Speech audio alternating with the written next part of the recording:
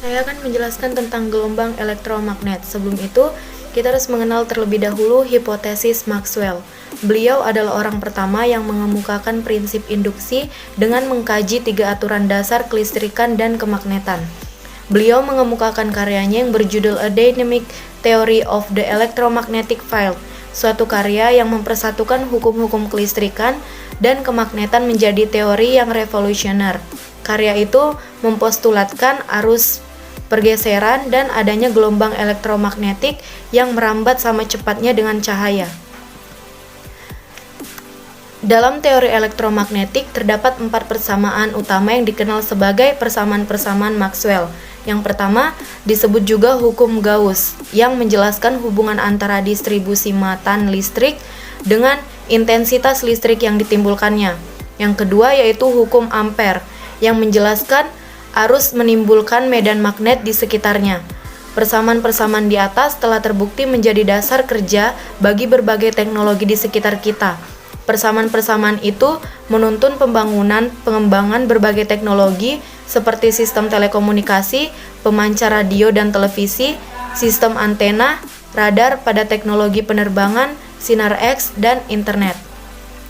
Perambatan gelombang elektromagnetik. Dengan persamaan Maxwell, gejala tersebut dapat dibuktikan. Karena sederhananya pembuktian tersebut tidak diungkapkan di sini. Adapun arah medan listrik dan medan magnet dalam gelombang elektromagnetik adalah saling tegak lurus. Jadi, gelombang elektromagnetik merupakan gelombang transversal. Jika ditinjau penjalaran medan magnet dan medan listrik dalam satu arah saja, perambatan gelombang elektromagnetik dapat dilihat seperti gambar di samping. Dan terdapat juga rumus untuk menghitung kelajuan gelombang elektromagnetik dalam ruang hampa. Dan selanjutnya yaitu sifat-sifat gelombang. Intensitas berbanding lurus dengan tenaga total serta berbanding terbalik dengan luas dan waktu. Hubungan antara panjang gelombang frekuensi dan cepat rambat gelombang elektromagnetik sesuai persamaan. Dan adapun sifat-sifatnya, yang pertama, gelombang elektromagnetik dapat merambat dalam ruang hampa. Yang kedua, gelombang elektromagnetik merupakan gelombang transversal atau arah getaran tegak lurus dengan arah rambatan. Yang ketiga, gelombang elektromagnetik dapat mengalami polarisasi. Yang keempat, gelombang elektromagnetik dapat mengalami pemantulan atau refleksi. Yang kelima, gelombang elektromagnetik dapat mengalami pembiasan atau refraksi. Yang keenam, gelombang elektromagnetik dapat mengalami interferensi. Yang ketujuh, gelombang elektromagnetik dapat mengalami lenturan atau difraksi. Yang kedelapan, arah rambat gelombang elektromagnetik tidak dibelokkan oleh medan listrik dan medan magnet tetapi dibelokkan oleh medan gravitasi.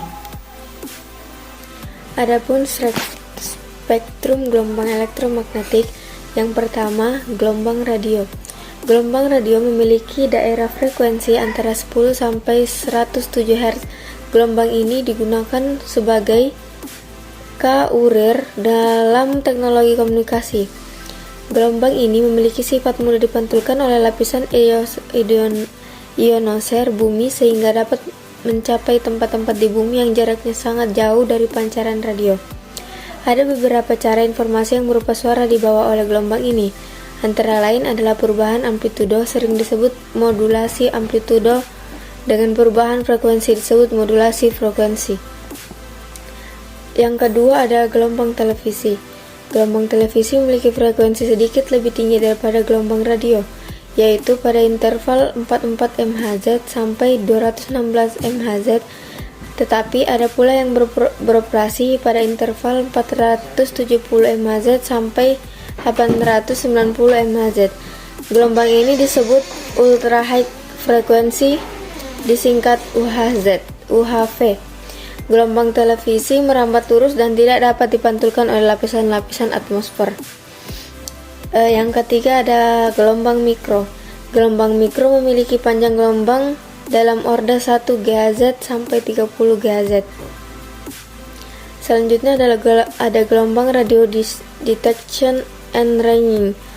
Radar menggunakan gelombang elektromagnetik pada frekuensi sekitar 10,10 Hz. Antena radar dapat digunakan sebagai pemancar dan mendeteksi suatu sasaran, yaitu dengan mengukur jaraknya. Jarak sasaran dapat ditentukan dengan mengukur waktu antara pemancar dan penerimaan. Selanjutnya ada sinar inframerah. Radiasi inframerah berada pada frekuensi antara 10 pangkat 11 kurang 10 pangkat 11 Hz. Spektroskopi inframerah merupakan salah satu alat penting untuk mempelajari struktur molekul. Selanjutnya ada sinar tampak. Frekuensi sinar tampak berada di antara 380 nm sampai 720 nm dengan spektrum warna merah, jingga, kuning, hijau, biru, nila, dan ungu. Sinar inilah yang membantu sehingga dapat melihat benda-benda di sekitar kita. Adapun selanjutnya yaitu sumber gelombang elektromagnetik. Gelombang elektromagnetik dipancarkan oleh semua materi yang memiliki suhu mutlak di atas 0 Kelvin. Makin tinggi suatu bahan, makin kuat atom-atom bergetar. Atom-atom yang bergetar inilah yang menimbulkan pancaran gelombang elektromagnetik. Jika suhu suatu bahan bertambah tinggi, makin tinggi pula tenaga vibrasi atau getaran atom-atom dan makin tinggi pula frekuensi gelombang elektromagnetik yang dipancarkannya. Gelombang mikro serta gelombang radio dan televisi dipancarkan dari peranti-peranti elektronik. Percikan-percikan listrik dan arus bolak-balik menyebabkan terjadinya getaran yang memiliki frekuensi yang sama dengan gelombang-gelombang elektromagnetik tersebut. Yang berikutnya ialah dampak negatif gelombang elektromagnetik. Di sini terdapat beberapa dampak negatifnya, seperti yang pertama, paparan radiasi ultraviolet B yang berlebih dapat menimbulkan penyakit kanker kulit, katarak pada mata, dan mengurangi daya tahan tubuh terhadap penyakit infeksi. Yang kedua, ada pulsa microwave dapat menimbulkan efek stres pada kimia saraf otak. Yang ketiga, apabila terjadi lubang ozon, sinar UV khususnya UVB yang memiliki panjang gelombang 290 nm yang menembus ke permukaan bumi dan kemudian mengenai orang dapat menyebabkan kulit manusia tersengat, mengubah molekul DNA, dan bahkan jika berlangsung secara terus-menerus dalam jangka waktu lama dapat memicu kanker kulit.